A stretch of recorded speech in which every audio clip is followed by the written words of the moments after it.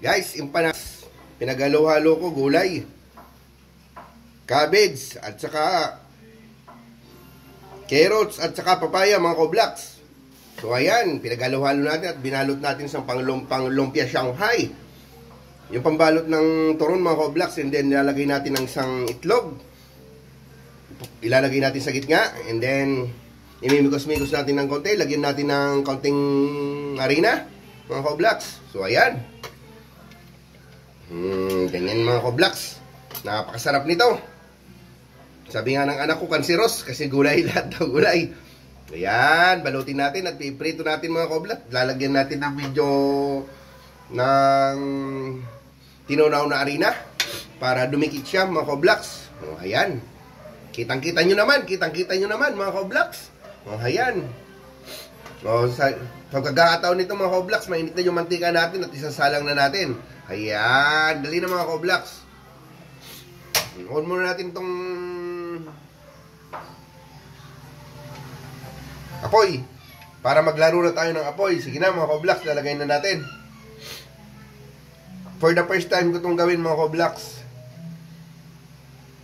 Tagal-tagal naman kasi. Bilis na. Yan. Shoutout pala sa kamay na may Q-Tex. Ayan na, mga koblaks. Oh, ayan na. Masarap to, ah. Ano daw to, eh. Nakita ko lang to sa YouTube. Mga sa Ilocos daw to. Sikat daw to, eh. Empanada ng Ilocos. Gulay-gulay. Ayan, mga koblaks. Prituhin muna natin. Pag nakita na natin nagkukulay yellow na, okay na yun, mga koblaks. Ayan. Mukhang papasarap lang dito. Yung itlog, mga koblaks. Yan, mga koblaks, kung bago ka lang sa channel ko, don't forget to subscribe my channel and pakiclick na rin ang bell button para updated kayo sa mabagong videos and papalo na rin ang FB page ko, mga koblaks. Ayan, mga koblaks.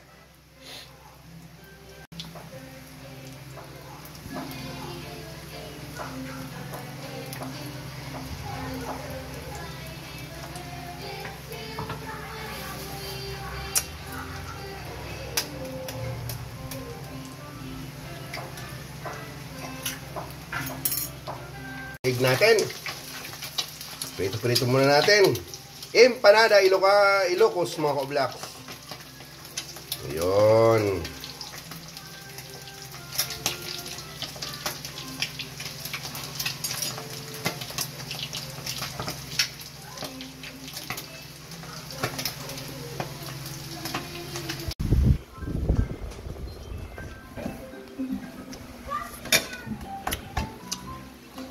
Ito na, mga koblaks. Lagyan natin ang suka. Try natin. Pagapain natin ang suka.